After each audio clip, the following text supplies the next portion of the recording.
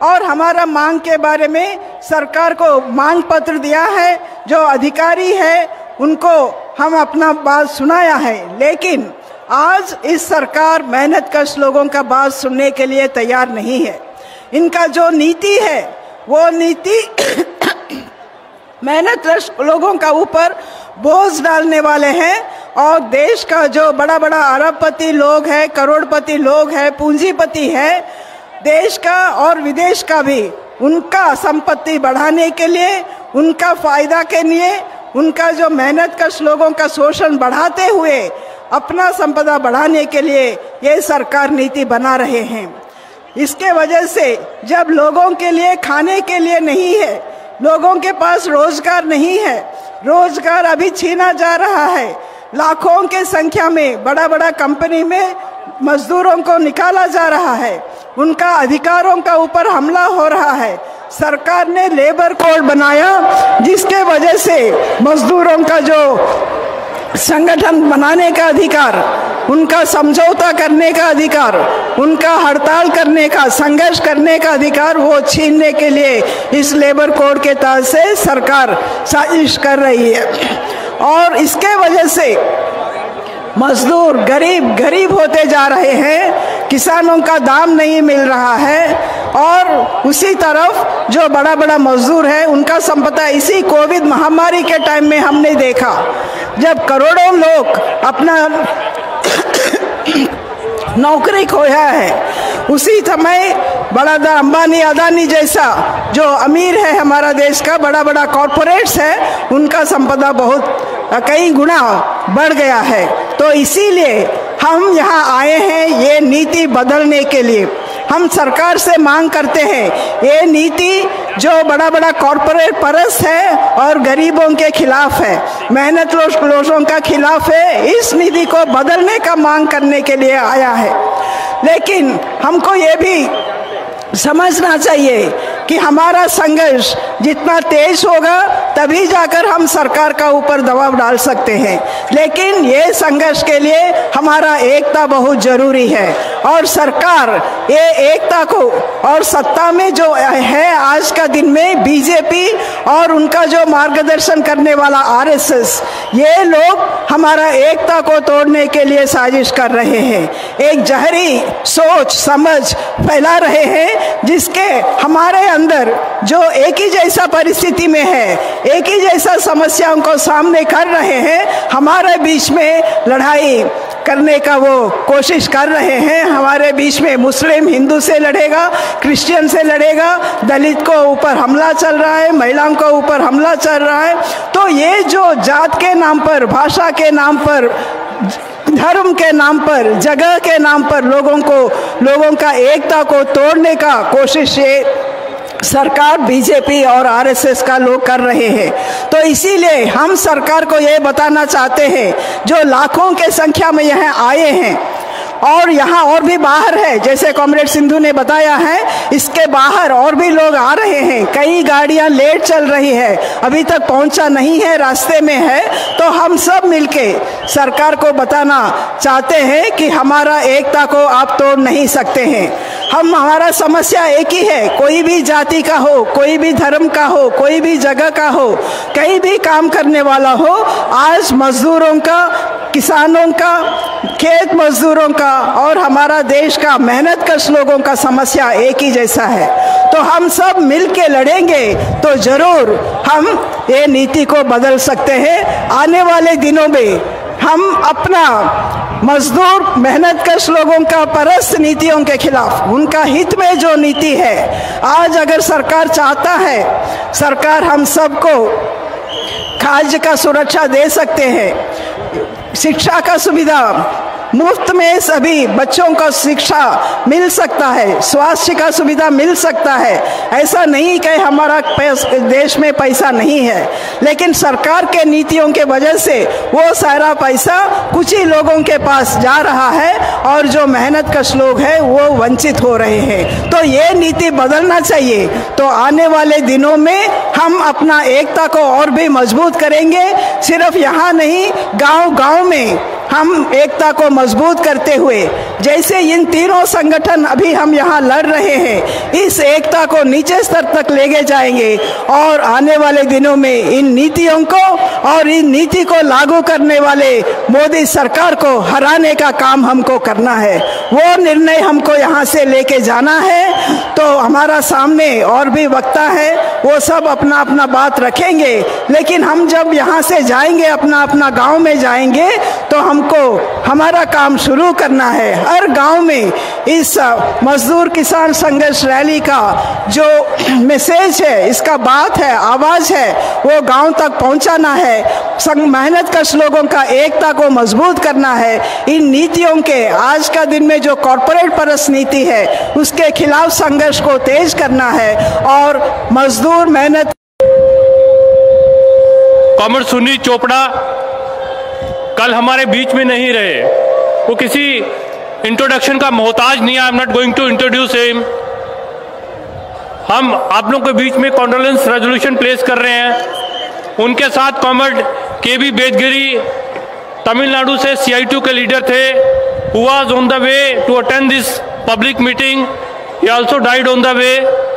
For these two leaders, I am requesting you people to observe silence for 1 minute.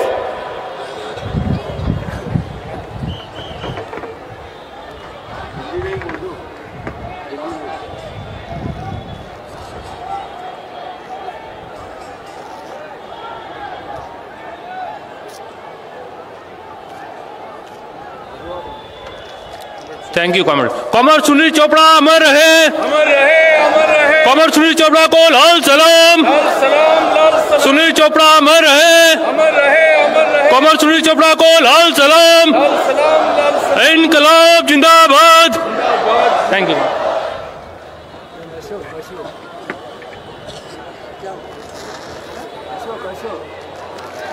अब मैं गुजारिश कर रहा हूं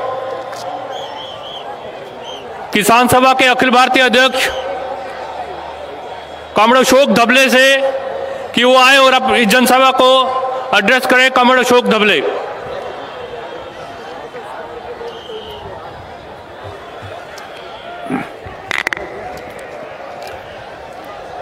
कॉमरेड अध्यक्ष मंडल,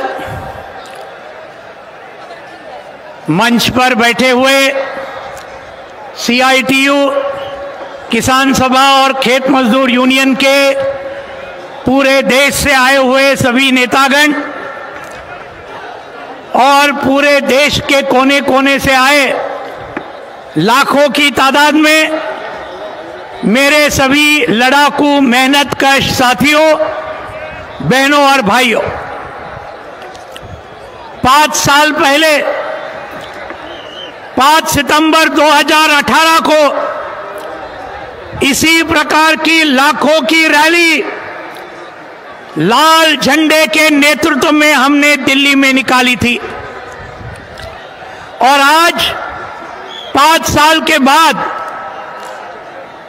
पूरे कश्मीर से कन्याकुमारी तक और गुजरात से गुवाहाटी तक हर राज्य से हमारे लाखों मेहनतकश साथी, हमारे असंगठित और संगठित मजदूर, हमारे मध्यम वर्ग कर्मचारी, हमारे किसान, हमारे खेत मजदूर पूरे देश के कोने कोने से 26-27 राज्यों से यहां इकट्ठा हुए हैं।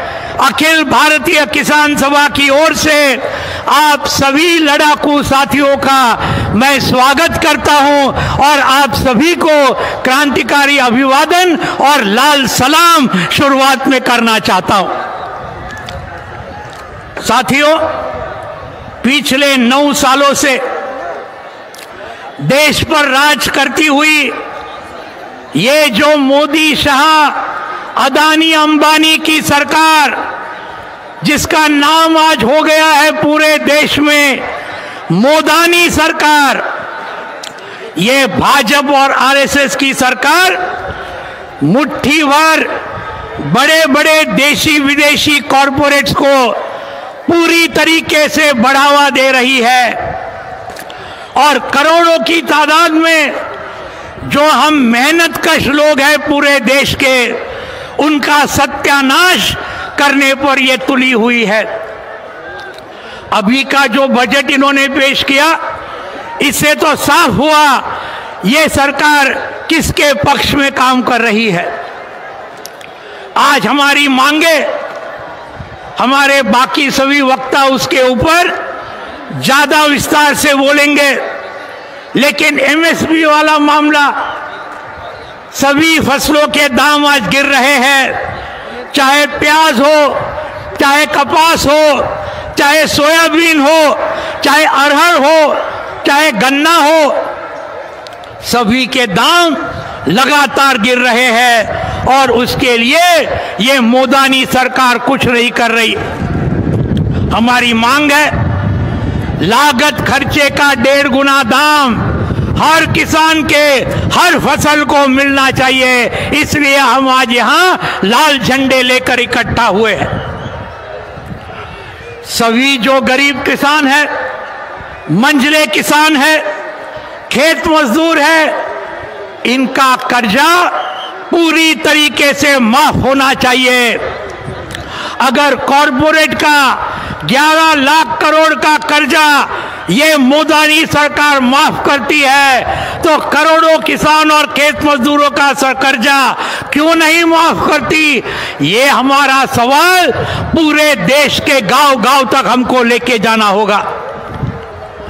जमीन का सवाल है, जमीन के हक और अधिकार का सवाल है, और ये वनाधिकार कानून हमारे आदिवासी किसान पूरे देश में लड़ रहे हैं उसके लिए कि हमारे नाम पर जमीन हो। ये करने को तैयार नहीं, उल्टा ये मोदानी सरकार ने फॉरेस्ट कंजर्वेशन एक्ट में ऐसे बदलाव लाए कि जिसके चलते आज हमारे आदिवासी किसानों को जमीन कभी नहीं मिल पाएगी। हमारे खेत मजदूरों के लिए मनरेगा का सवाल, गला घोटने का काम ये लोग कर रहे हैं मनरेगा का, और इसके लिए हम चाहते हैं उसका विस्तार। 100 दिन के बदले में 200 दिन उसको मिले रोजगार, 200 रुपए के बदले में 600 रुपया उसको वेतन मिले न्यूनतम, और इसका विस्तार हो, शहरी इलाके में भी ये योजना शुरू की जाए। लेकिन ये कुछ नहीं करने को तैयार है। अभी भी दिल्ली में नरेगा संघर्ष मोर्चा 40 दिन से यहां पर इन्होंने धरना लगाया, 100 दिन के लिए यह संघर्ष जारी रहेगा। हमारे मजदूरों के लिए 26,000 रुपया हर माह न्यूनतम वेतन मिलना चाहिए, 10,000 रुपया सभी मेहनतकशों को पेंशन मिलना चाहिए। ये सब हमारी मांगे हैं मजदूर, किसान और खेत मजदूरों की। इसके लिए हम लड़ रहे।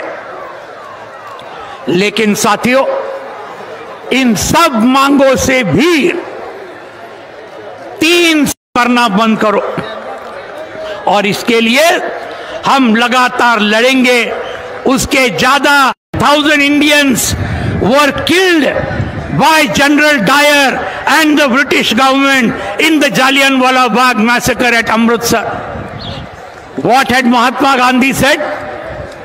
He had said, this satanic British government cannot be mended, it has to be ended. That is what Mahatma Gandhi had said 104 years ago. Today, in 2023, after lakhs of Indians have died due to lack of oxygen, due to lack of hospital beds, due to lack of medicines in corona pandemic, when lakhs of Indians have died due to the lack of hunger, unemployment, and farmer suicides, agricultural workers and workers suicides, when hundreds of died in communal riots, this red flag rally is echoing Mahatma Gandhi and saying this satanic Modani BJP RSS government cannot be mended. It has to be ended, and it will be ended in the year 2024. There is no doubt about it. साथियों, ये सरकार 75 साल के आजादी की इस देश को मिली हुई सबसे जनविरोधी, सबसे कॉरपोरेट परस्त, सबसे सांप्रदायिक, सबसे मनुवादी और सबसे तानाशाही सरकार रही है। इसमें कोई दो राय नहीं। 1919 में जालियनवाला बाग का हत्याकांड जब हुआ था, 1000 से ज्यादा भारतीय लोगों को ब्रिटिश के जनरल डायर ने गोली मारकर हत्या कर दी थी। तभी महात्मा गांधी जी ने कहा था, क्या कहा था? ये जो शैतानी ब्रिटिश सरकार है, इसमें सुधार नहीं किया जा सकता, इसको समाप्त भी करना चाहिए। ये महात्मा गांधी जी ने 104 साल पहले कहा था।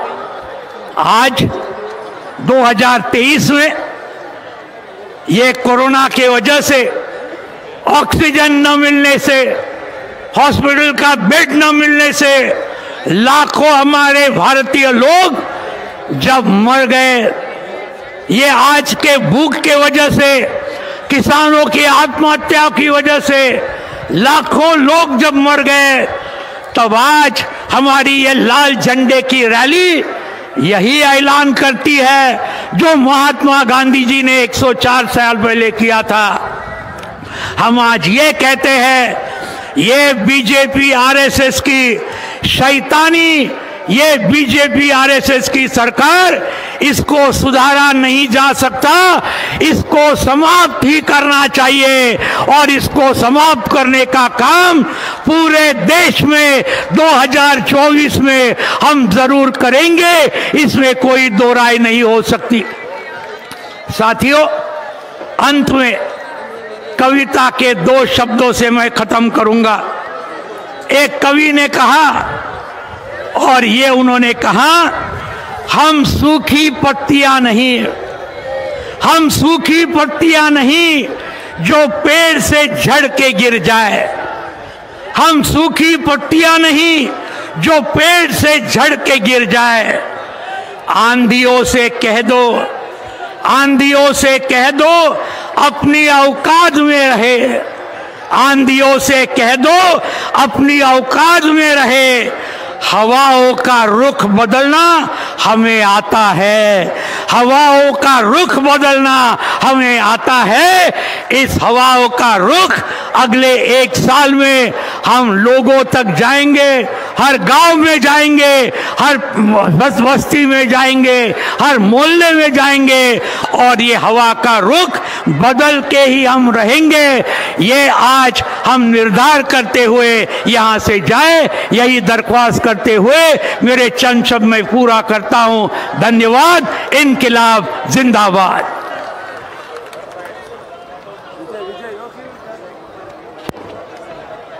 Now I'm requesting Comrade A. Vijay Raghavan, All India President of All India Agriculture Worker Union, to address the gathering. Comrade Vijay Raghavan.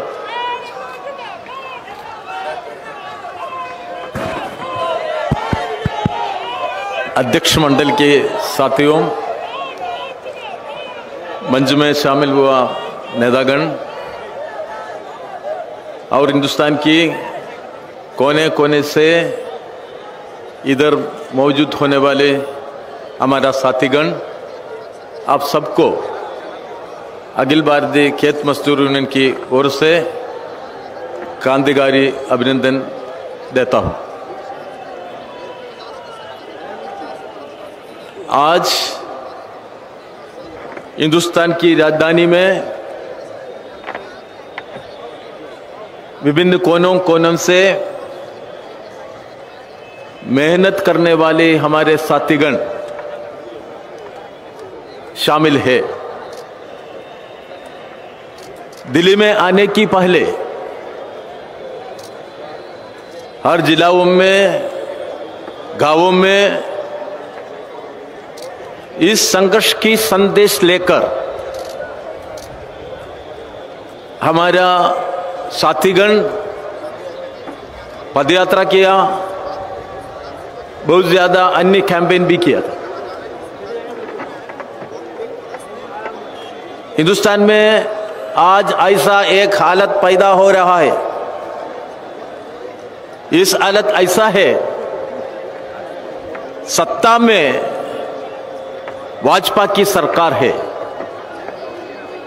सामने नरेंद्र मोदी जी और उनकी मंत्रीगण है, इसके पीछे आरएसएस वाला बैठ रहा है, पीछे आरएसएस वाला बैठकर हिंदुस्तान में जो सरकार पालन कर रहा है, उस सरकार गरीबों के खिलाफ है।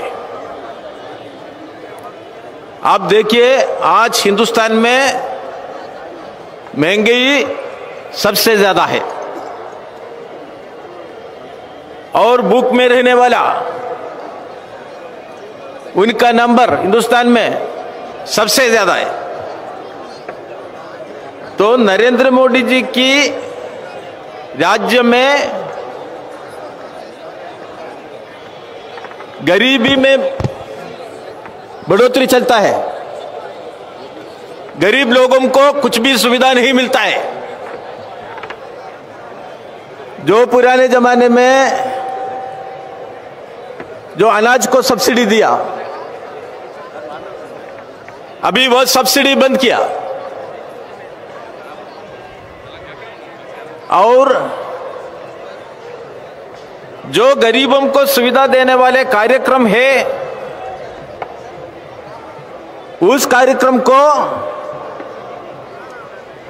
हमारा देश की बजट में वो कटौती किया। शिक्षा को अलॉटमेंट है, उसमें कटौती किया। स्वास्थ्य की अलॉटमेंट में, इसमें भी कटौती हुआ। अब देखो, गरीब लोगों को गांव में रोजगार देने वाला नरेगा है, इसकी अलॉटमेंट में भी कटौती है। देश में बेरोजगार बहुत ज्यादा बढ़ते रहते हैं। क्या कार्यक्रम है नरेंद्र मोदी जी के हाथ में? इस दुनिया में सबसे ज्यादा नौजवान हिंदुस्तान के अंदर है, उनको रोजगार देने वाला कार्यक्रम नहीं है। चुनाव के पहले कहा हम सत्ता में आने तो हर साल में 2 करोड़ लोगों को रोजगार देगा। अभी किसको रोजगार दिया? गरीब नौजवानों को रोजगार नहीं दिया, सिर्फ गोरक्षक को रोजगार दिया। गोरक्षक को रोजगार है, गरीबों को रोजगार नहीं मिलता है हिंदुस्तान के अंदर। और जो गरीब लोग हैं उनको थोड़ा सब्सिडी मिलता था, वो बंद किया। अभी जीएसटी शामिल इंट्रोड्यूस किया। वो जीएसटी में नरेंद्र मोदी जी ने कहता है हमारा जो सत्ता है इसमें भ्रष्टाचार नहीं है, लेकिन अब देखो अभी करप्शन, अभी जो अदानी के बारे में वह शेयर मार्केट में अपना पैसा ज्यादा बनाने के लिए, ज्यादा लाभ मिलने के लिए जो कार्रवाई उनकी ओर से आता है, इसके बारे में अभी पूरा हिंदुस्तान में लोग पूछ रहा है इस देश को कितना पैसा नष्ट हुआ। हजारों करोड़ नष्ट हुआ। LIC का, नेशनलाइज्ड बैंक का लाखों करोड़ रुपया नष्ट हुआ। यह भ्रष्टाचार नहीं है? हिंदुस्तान की एयरपोर्ट हिंदुस्तान की सी पोर्ट, हिंदुस्तान की कोयला की इलाका, हिंदुस्तान की पब्लिक सेक्टर, ये निजीकरण के रास्ते से अभी पूंजीपतियों के हाथ में चलता है। कितना करोड़ रुपया उनके हाथ में चलता है, लाखों करोड़ रुपया पूंजीपतियों के हाथ में जाता है। ये भ्रष्टाचार नहीं है? और इस मुद्दे पे आप पार्लियामेंट में पूछने तो, संसद में पूछने तो क्या होता है? संसद नहीं चलाता है। ये रोजगार के बारे में, एमएनआरईजीए में कटौती होने के बारे में संसद में पूछने के समय, प्रश्न करने के समय संसद टप करता है। संसद कौन टप करता है? सत्ता में बैठने वाले सरकार संसद की कार्रवाइयों को टप करता है। जो जनता के पैसा पूंजीपति लेकर चुप कर जा रहा है, उस मुद्दे पे प्रश्न पूछने के लिए सत्ता में बैठकर भाजपा रोक करता है। ये पूंजीपतियों की जो हाथ में नेशनलाइज्ड बैंक का और इंश्योरेंस का पैसा वो लेकर चलता है, उस मुद्दे पे संसद में प्रश्न पूछने को रोकने के लिए अभी संसद की दोनों सदनों का कार्रवाइयों पूरा टप कर रहा है। ये क्या है? ये जनतंत्र का हत्या है। जनतंत्र को हत्या करने वाले एक सरकार आप सत्ता में बैठ रहा है। देश की जनता को तोड़ने वाला सरकार सत्ता में बैठ रहा है और दलित लोगों के ऊपर हमला करने वाला, ताकतों को समर्थन देने वाला सरकार सत्ता में बैठ रहा है। जो गरीब लोगों को असफल, गरीब लोगों को तोड़ने वाला सरकार सत्ता में बैठ रहता है। इसी राजनीति को बदलना है। हम लाल झंडा लेकर इधर आता है। एक लाल झंडा लेकर एक सरकार केरला पे, एक हमारे एक राज्य में अभी पालन कर रहा है। केरला में क्या अवस्था है? केरला की सरकार जो सब भूमिहीन लोग हैं उनको भूमि देता है, उनको जमीन देता है। केरला के अंदर सब मकानहीन लोग हैं उनको मकान देता है। जो विपक्ष की सरकार है उस सरकार को तोड़ने के लिए राज्यपालों की ऑफिस इस्तेमाल कर रहा है। तो गणतंत्र की भविष्य का क्या हो जाएगा? इस सरकार हिंदुस्तान को तोड़ने वाला सरकार है। इस सरकार गणतंत्र को तोड़ने वाला सरकार है। इस सरकार सामाजिक सुरक्षा बंद करने वाला सरकार है। यह सरकार गरीब लोगों की खिलाफ है। यह सरकार हिंदुस्तान की जनता के खिलाफ है। इस सरकार को बदलना है, इस राजनीति को बदलना है। एक वैकल्पिक राजनीति हिंदुस्तान में पैदा होने के लिए बहुत ज्यादा कैंपेन हर कोने कोने पे होने की जरूरत है। आज दिल्ली में मौजूद हुआ इस रैली इस राजनीति का संदेश लेकर वापस जा रहा है। एक वैकल्पिक राजनीति का संदेश लेकर हम वापस जा रहा है और जो राजनीति आगे ले जा रहा है बीजेपी के ओर से, उस राजनीति को बंद करने के लिए, तोड़ने के लिए, हटाने के लिए हिंदुस्तान में जो संघर्ष पैदा होना है उस संघर्ष की संदेश इस आज की जो महारैली से पैदा हो रहा है। मैं आप सबको अनुरोध कर रहा हूँ साथियों, बहुत कठिनाई से आप सब इधर है और इधर से वापस जाने के लिए बाद अपना इलाका में संघर्ष आगे लेना है। संसद की संघर्ष टप किया भाजपा, लेकिन जनता की संघर्ष, सड़क की संघर्ष को टप करना मुश्किल है। इसलिए हम सदन में संघर्ष करने को कोशिश करेगा, लेकिन हजारों लोग गरीब लोग हिंदुस्तान की हर इलाका में सड़क में संघर्ष कर कर इस राजनीति को बदलेगा। उस संदेश लेकर गांव में जाने के लिए, संघर्ष की आग लेकर आगे जाने के लिए जो राजनीति है हिंदुस्तान में, इसको बदलकर वैकल्पिक राजनीति आगे जाने की संघर्ष शुरू करने के लिए आप सबको अनुरोध कर कर मेरा भाषण समाप्त कर रहा हूं। इंकुलाब जिंदाबाद। साथियों, अभी जो साथियों ये महत्वपूर्ण रैली में भागीदार है रिसेप्शन कमेटी के ओर से, आप सबसे अनुरोध है, हम एक बार हमारा सबसे बड़ा हथियार है हमारा एकता, मजदूर किसान एकता। एक नारा लगाएंगे हम, पहले मजदूर किसान एकता, और अब सब लोग से अनुरोध है, ये नारा लगाने के लिए अब सब लोग हो।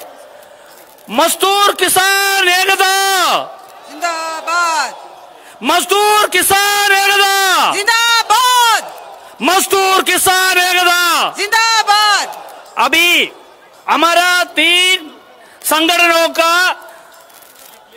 अभी हमारा अध्यक्ष और हमारा जनरल सेक्रेटरी, उन लोगों से और हमारा रिसेप्शन कमेटी का चेयरमैन कॉमरेड प्रभात पटनायक से हम रिसेप्शन कमेटी के ओर से अपील करता है, ये महत्वपूर्ण ये रैली को एक साथ आगे आके अभिवादन करेंगे। Comrade Hemlata, comrade Ashok Dawale, comrade A Vijay Raghavan, comrade Tapan Sen, comrade Vijay Krishnan, comrade B Venkat और कॉमरेड प्रभात पटनायक, ये 7 साथियों से हमारा अनुरोध है, आगे आइए और आप सभी साथियों को अब अभिवादन कर दीजिए। Thank you comrade.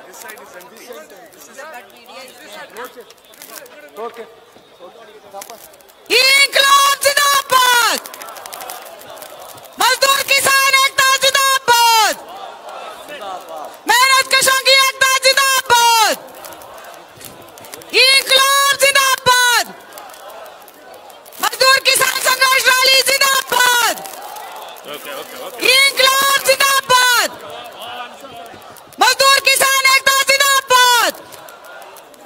ये देश हमारे आपके, ये देश हमारे आपके, नहीं किसी के बाप का। कौन बनाता हिंदुस्तान, देश का मजदूर किसान। कौन बनाता हिंदुस्तान, देश का मजदूर किसान।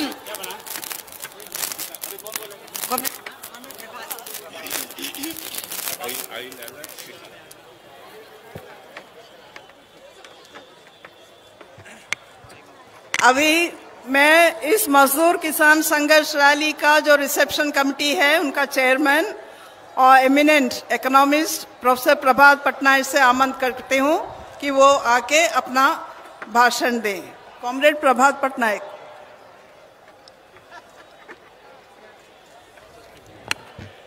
अध्यक्ष मंडली, साथियों, आप लोग इतने बड़े तादाद में देश के कोने कोने से आए हैं, इसलिए पहले तो मैं आपको बधाई देना चाहता हूं। मजदूर, खेत मजदूर और किसान हमारे समाज के 3 मुख्य वर्ग हैं। इनका एक साथ आना एक बड़ी चीज है और ये अपने आप ही मोदी सरकार के लिए एक हार है, क्योंकि सरकार नहीं चाहती कि ये तीनों वर्ग इकट्ठे होके अपने मांग उठाए। सरकार चाहती है कि इनमें फूट पैदा किया जाए और इनको कहाँ मंदिर बना रहे हैं, कहाँ कुछ कर रहे हैं, कहाँ कम्युनल राइट कर रहे हैं, ऐसी चीजों में इनको व्यस्त रखें तो ये इकट्ठे नहीं हो सकते। तो आज आपका इकट्ठा होना अपने आप ही एक मोदी सरकार के लिए हार है। ये 3 वर्ग जो मजदूर, खेत मजदूर और किसान हैं, ये जो नए उदारवादी नीतियों ने इनके ऊपर बड़े जोरों से हमला किया है। मैं आपको एक आंकड़ा देना चाहता हूं। 2011-12 और 2017-18 के बीच गांव में आप अगर देखेंगे औसत जितना खर्चा होता है हर व्यक्ति के लिए जितना खर्चा होता है वो 9%